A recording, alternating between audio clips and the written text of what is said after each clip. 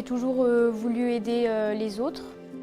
Depuis toute petite, c'est ce métier-là que je voulais faire, infirmière.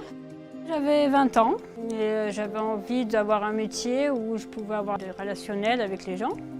Moi, je voulais plutôt m'orienter vers les enfants, faire puéricultrice. Et en fait, j'étais agréablement surprise par la gériatrie. Et du coup, j'avais envie de continuer auprès de personnes âgées. J'ai commencé à faire un stage sur le site de l'hôpital. Au niveau de l'animation, je suis rentré en tant qu'agent de service. Dans les 6 mois qu'on suivit, j'ai bien accroché dans le métier, donc je me suis inscrit pour passer le concours d'entrée à l'école des soignants. Et puis voilà, c'était parti et ça fait 30 ans que ça dure.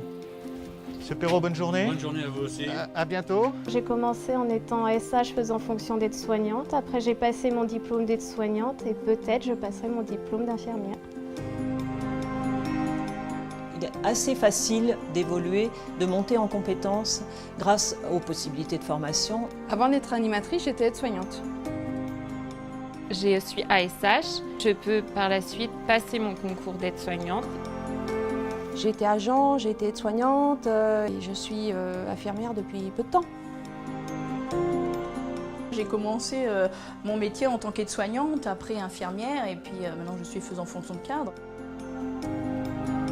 On apprend aussi sur le tas, on transmet les connaissances les uns les autres et ce qui nous permet d'évoluer tout au long de la carrière. S'il y a le motocœur, on ira. Je me rappelle. Oui, Oh, on y avait été, il y a déjà quelques années maintenant. Ouais. Ça, vous aimez les motos, vous. On peut commencer à travailler dans l'animation au sein d'un établissement et de commencer la formation aussi en même temps qu'on y travaille, donc ça demande un peu plus de temps. Voilà, c'est de la formation continue, mais voilà, en gros, il faut un BPJEPS, animation sociale. Je voulais faire un petit rappel avant qu'on commence la lecture du journal.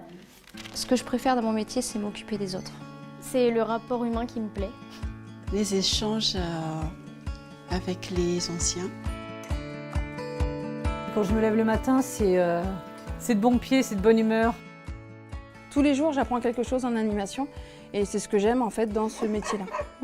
Je suis très fière de faire ce métier-là, d'autant plus que je l'exerce depuis un certain nombre d'années, que j'ai pu évoluer, changer de domaine.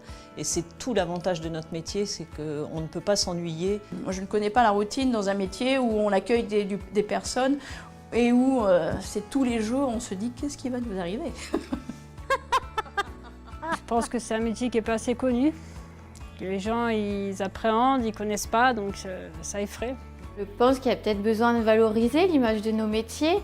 C'est vrai que bon, avec les réseaux sociaux, la télévision, enfin, on entend beaucoup de choses, il y a des reportages très négatifs.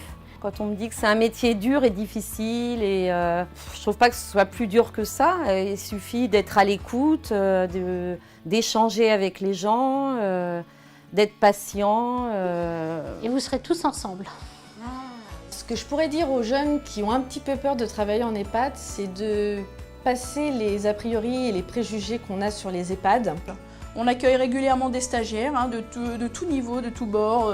Ça permet d'être en immersion et de voir un peu aussi ce que c'est le grand âge. Venir parler avec les soignants, les résidents et puis essayer de se faire une idée soi-même.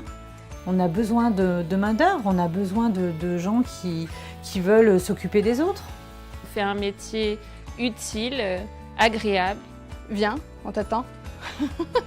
Viens avec nous, on a plein de choses à t'apprendre et c'est un métier plutôt sympa. Voilà.